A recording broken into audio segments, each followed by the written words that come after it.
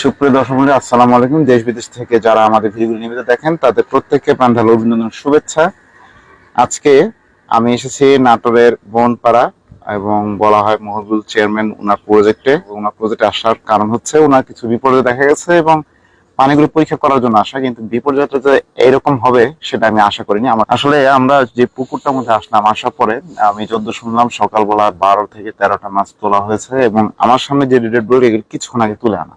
এবং আমার ক্যামেরা যদি একটু জুম করে দেখান, একটু জুম করে দেখালে আমি বোঝাতে পারবো আরো সহজ করে। এটা মারা গেছে সর্বোচ্চ 6 ঘন্টা। এগুলির বডি ধরে বোঝা যাচ্ছে এগুলি 12 ঘন্টা আগে মারা গেছে। এটাও 6 ঘন্টা সর্বোচ্চ, কিন্তু এই দুটা মারা গেছে 12 ঘন্টা আগে এবং পানি যে তলানিতে ছিল পরবর্তী গ্যাস হয়ে এটা ভাসছে। এবং আশ্চর্য বিষয় দেখেন, এই রুইয়ের ভিতরে আন্তরিক অবস্থা একেবারে পচে গেছে। প্রত্যেকটা মাছের মুখ বিবর হা করা, অক্সিজেন ঘাটতি, আই বল যেটা বলে আমরা চক্ষু কোটর যেটা বলে থাকি সেটা আইবল গুলি বের হয়ে আছে। গিউস গুলি একেবারে ফ্যাকাশে, কোনো মাছের গিউসই রক্ত নেই, এক রক্ত শূন্য, সবগুলো রক্ত শূন্য। এবং সবচেয়ে মজার জিনিস হচ্ছে এইটা অনেকে বিশ্বাস করতে চায় না, পানির পিএইচ যে চেঞ্জ হয়ে যায় এই মাছের এই যে উদরীয় অংশ এখানে অতিরিক্ত ব্লিডিং হয়।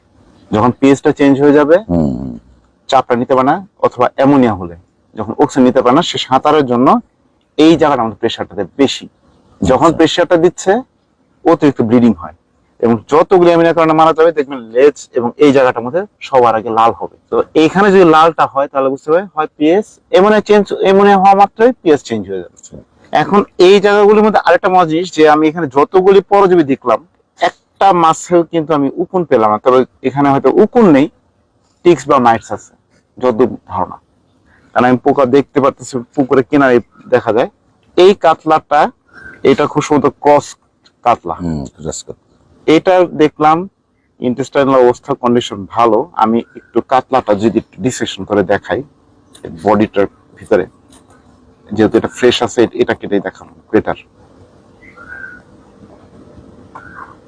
পেট্রোল গার্ডের এই জায়গাটাই কাটাটা কষ্টকর।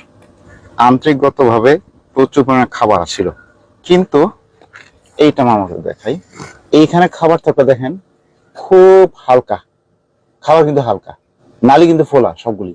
আমি যেটা ছিদ্র করে দিই গ্যাস বের হবে, গ্যাস ছাড়া কিচ্ছু নাই। তার মানে আপনার মাছের পেটেও গ্যাস হয়ে গেছে। খাওয়ার মধ্যে ডিস্টার্ব নেই, সমস্যা হচ্ছে পানি। আপনাকে একটু দেখাই একেবারে ভিতরে অবস্থা। এই যে এনজাইম চলছে কিন্তু লিভার টনিকে পড়েনি, পিত্তথলি অবস্থা থাকার কথা গ্রিন হয়ে আছে, একেবারে ট্রান্সপারেন্ট। তার মানে তার লিভার টনিকে পড়ে নেই, এটা কনফার্ম লিভার টনিক পড়ে নেই।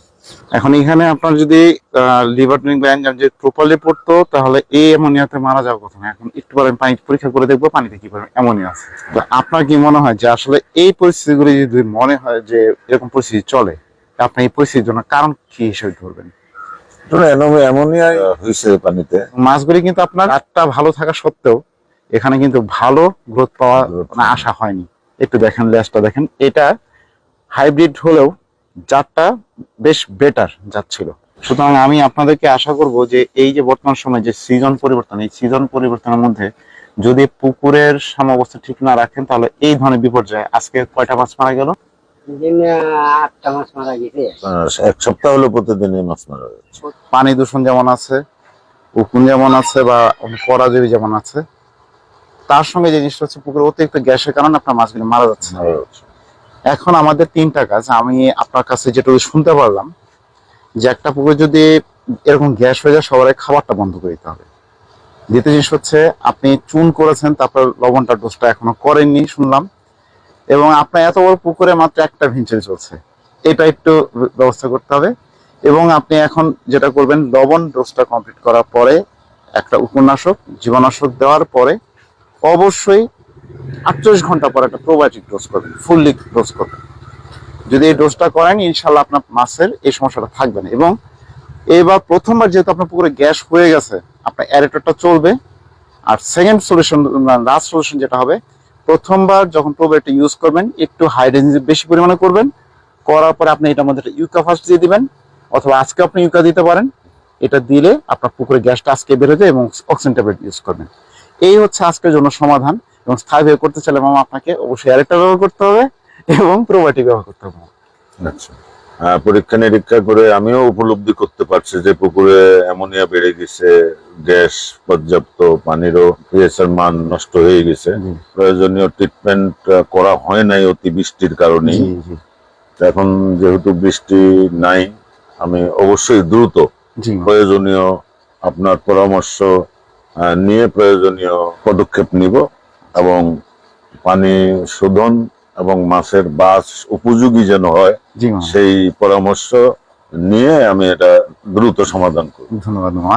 যে পরীক্ষা নিরীক্ষা করে যে তথ্য উপাত্ত দিয়েছে আমি এতে সন্তুষ্ট এবং ওনাদের পরামর্শ নিয়ে আগামী দিনে মাছ চাষ করব এবং ওনাদের যে সংস্থা যে টিএম ফিশারিজের পক্ষ থেকে তারা যেহেতু আসছে এই জন্য আমি আন্তরিক ধন্যবাদ জানাই এবং ধন্যবাদ তাদের আপনাকেও। সহযোগিতা তাদের পরামর্শ নিয়ে আগামীতে আমি মাছ চাষ করব এবং ইনশাআল্লাহ। নাটোর জেলাবাসীকে বলবো ওনাদের পরামর্শ নিয়ে ওনাদের কাছে ভিয়েতনামি অনেক প্রোডাক্টই আছে, আমি যা দেখে এসেছি গতকালকে, যে সেই হিসাবে যদি ওনাদের সহযোগিতা নিয়ে মাছ চাষ করলে ইনশাল্লাহ আমরা সফলতা অর্জন করতে পারবো। ধন্যবাদ। ধন্যবাদ মামা। সেই পর্যন্ত সবাই ভালো থাকুন, সুস্থ থাকুন এবং সকালে ভালো মাছ চাষ করুন সে আশা ব্যক্ত করে আজকে আমাকে বিদায় নিচ্ছি। আমি Mohammad Ashraf, team agro fisheries Natore থেকে। সবাইকে আসসালামু আলাইকুম।